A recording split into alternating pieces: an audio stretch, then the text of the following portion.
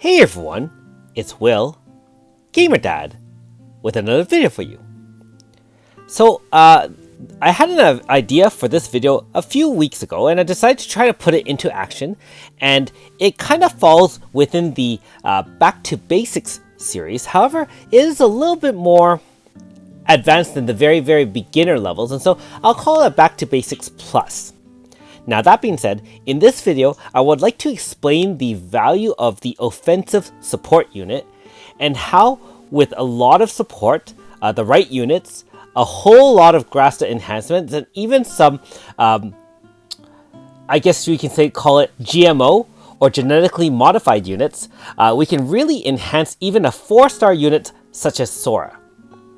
So first of all, if you haven't already, make sure you like and subscribe to my channel. I really appreciate it. I also do have a Patreon account for those who want to support me this way. I will also put some links below in terms of some videos that I would think may be relevant. For example, 5-star reviews of ES Melina, Melissa, as well as Pizzka, so you can kind of see what I'm talking about, and I go into much more depth at some of their move sets in there. But that being said, we're going to talk about how we're going to modify and enhance this team to basically make Sora a monster DPS.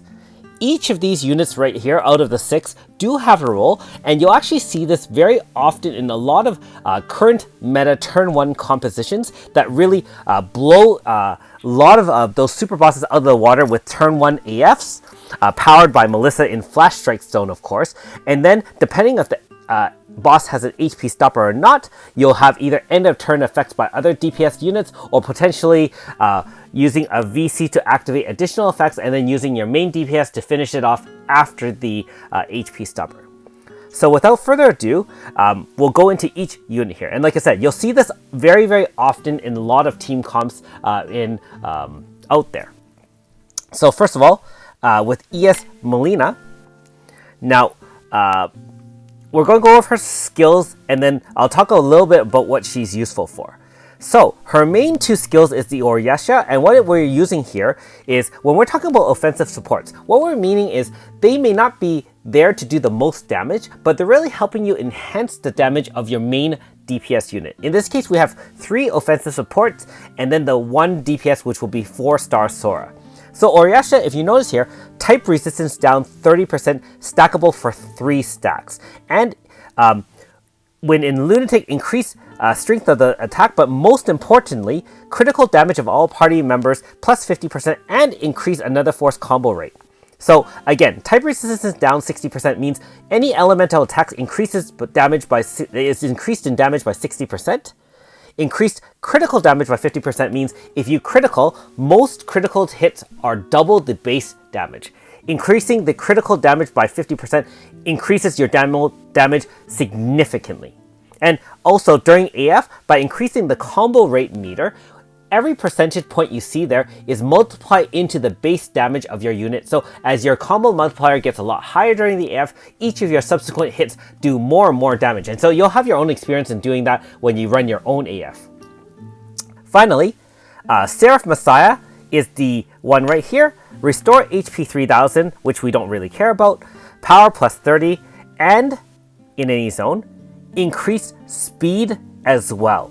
And in Lunatic, increase buff effect. So instead, in Lunatic, you get 40% power, 40% speed when you're in any zone. Keep in mind, Flash Strike Stance, aka Melissa's turn 1 AF, is a zone, and you will have the benefit of this ability once you activate Lunatic. So in general, we would activate Lunatic first, then we would cast Seraph Messiah in our first round of AF, and then you cast Oriyasha repeatedly. Note that I use all my far right moves as the spamming move.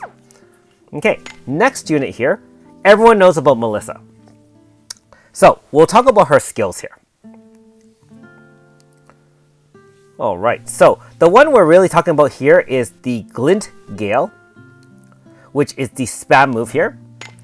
It applies wind crystal resistance down 50 and physical resistance negative 30. So again, if you're using a wind attack, extra 50% damage that you can do. Also, if it's a physical attack, an additional 30% increased damage. And note that in her stance, which is the turn 1, type attack plus 30% for 3 moves. That means all elemental attacks are increased by all party members at the front line by 30%. So you can see how much extra damage that can help your main DPS unit do. Now, Melissa herself doesn't do a lot of damage, but she can really turn on the power for the main DPS. Same with Nephrite Boost. Note, increased crit damage of all party members plus 30. Now, I know that increases her own damage, but really, we're talking about crit damage of all party members plus 30. Remember how ES Melina helped increase crit damage by 50? This is additively stacked, so now you're at plus 80% crit damage for your main DPS. Pretty impressive. Next, we have Pizzka, one of our newest offensive support units. Now, I've tailored her to a bunch of different moves, but the two we're going to use in these 1-turn or 2-turn AF setups is the recitativo. Sorry, I know, it's Italian, sorry.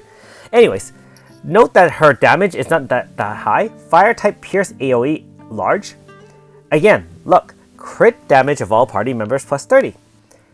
Lance and bow equipped damage plus 30 as well. In any zone, and again, Flash Strike does count, double the effect.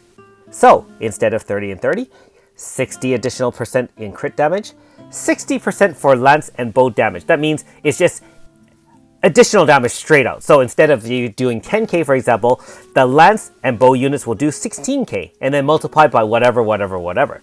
So now we have 50 plus 30 plus 60, extra 140% crit damage, and like I said, if you're using a bow and lance user, extra 60% damage to your unit. In this video, we're actually going to be using Sora as a 4-star as our main DPS, so she will benefit from this 60% boost. Now, near the end of most AFs for those turn 1 killer ones, we're going to be using Rhapsody Aria. Once she starts singing, she can't do anything. However, crit rate guaranteed 100%. Damage inflicted is doubled as well. Remember, this is doubled on top of all the other effects that we have in play. So as you stack more and more offensive buffs, and this is what we mean by offensive support, really just putting more and more buffs onto your one main unit such that that person can shred the enemy. And once this song is in effect, which it will be, it will inflict break on all enemies at turn end. Now, that means that at the end of turn, when you hit an HP stopper, the very beginning of the next turn, you will have a break status on the enemy such that you will be doing double the damage. Break status means double the damage. That also is on top of your damage doubling too. So you're talking quad damage basically, right? Double damage from the song, extra break status, which is another double.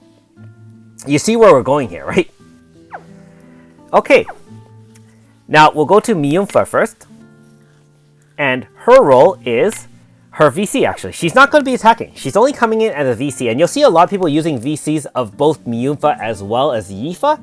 The reason why is, note that when she comes in, she can establish Earth Zone. Now, if you're using Earth attacks, that's great. If you're not, then not so much. Look again. Crit damage of all party members plus 50. Remember, we already had crit damage plus 140%. This will make it 190% once we VC her in. And again, a reminder, crit damage is normally double the damage of your normal attack. So you're stacking a significant amount of damage. All right, and finally we have Foreign. So I've introduced this concept back in the day, and you've probably seen it in most of my boss fights, but we have the concept of the Grasta holder. The reason why we have a Grasta holder is to share these abilities which are enhanced as you get along in the Grasta system. By the time you finish the main story at chapter 84, you have access to all these abilities. However, in the beginning you might not. So some of this might not apply to you until you're at the early end game, which I consider to be at least finishing chapter 84 of the story. This one shares such that all wind type attacks for party members to carry a lance will be increased by 30%. We're sharing that. Foreign's job is not to attack. She's just staying there in the back, sharing these abilities with Sora. Remember, the Sora is actually a wind lance user. This will help increase her wind lance attack. Also, if she has max HP, another 30% damage.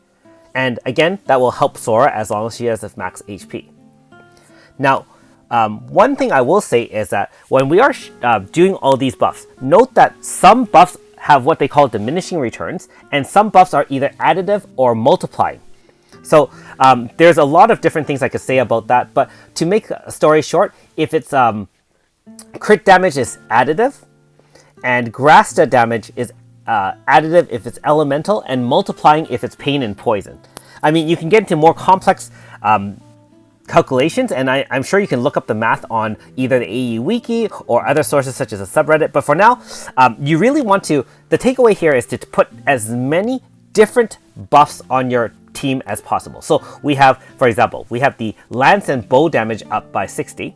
That's different from the enhanced HP max by 30, and also different from the wind lance by 30. Not to mention the extra crit damage, and then the break, and then the double damage from the song, and then potentially a zone, or so on and so forth. So that's what we're looking for. Not including debuffs on the enemy, which are the type resist debuffs, and so on and so forth. Okay, so we'll go to Sora now. So Sora's a 4-star, level 60. Really, if you look at her base stats, pretty bad. I mean, 4 stars are just not as good as 5 stars, right? 20 different levels, not as much power, not as much anything. Note that I am equipping her with high-end level 60 gear. Prismatic pick is from the newest collab.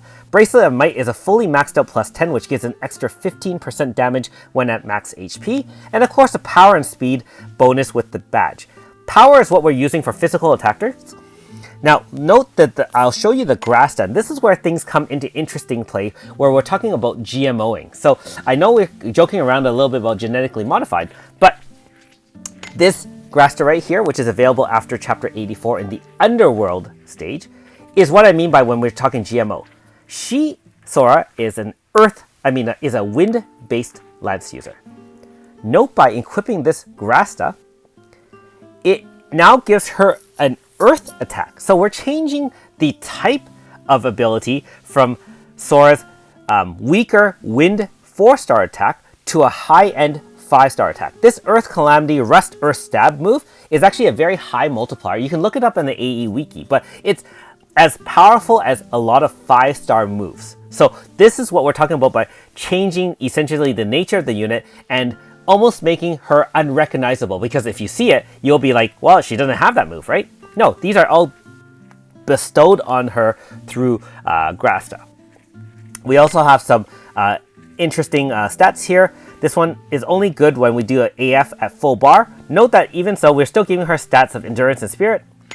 And of course, the standard Grasta that you've seen most of us use at some point, Pain Grasta, and note that we've enhanced it with those dormant ore, or the different types of ores to give it more power. MP consumption, noted that we do extra damage by 15%. Bullseye, when outside AF, damage plus 50. And again, these are all stackable in terms of, it says not stackable. What they mean is you can't use more than one bullseye. But what I mean is these buffs are all independent of the previous ones we mentioned. So they can still be used together at full effectiveness. Now finally, what I will say is that that Earth Calamity attack depends on having both pain and poison on the status of the enemy. And guess what? We've modified the Grasta here such that we can apply poison, we can apply pain, and so on and so forth. So this is all to really pour everything into Sora to see what she can do. So hopefully you're still following along, and now we're going to take this team into a real battle to test her out. All right, let's go. All right, so we're going to take this team on against one of the older super bosses, the Unseen. The battle is starting.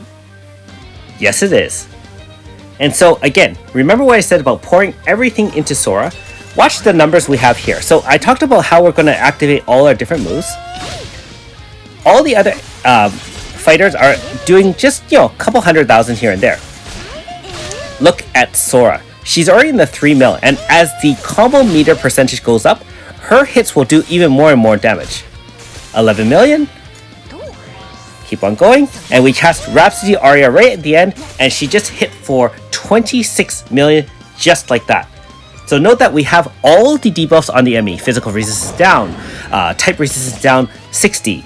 We have pain and poison status on there. So all those will come into play to power up that Earth Calamity move, which is called the Rust Earth Stab. And we will now VC in to establish Earth Zone to increase our Earth damage by 50% plus, crit damage by 50%. So with that, 40 million for our Sora, absolutely no problem. And again, we did show the Grasta setup here, so you can look at it one more time closely to kind of see how I set it up. No cheating, no magic tricks here. One other thing I will say is that surprisingly, I forgot to put in. Remember, I put in that Grasta that shared for wind, 30% for lance. Well, that was in my initial experimentation, just using her Sonic Lance, which is a medium move, very low multiplier, unable to do the numbers you see right here. I should have put the Grasta that shared for Earth Lance, and so she would have benefited for another boost as well. Just imagine the possibilities of putting in a more powerful 5-star instead of Sora. The possibilities are endless. Thanks for watching. We'll see you next time.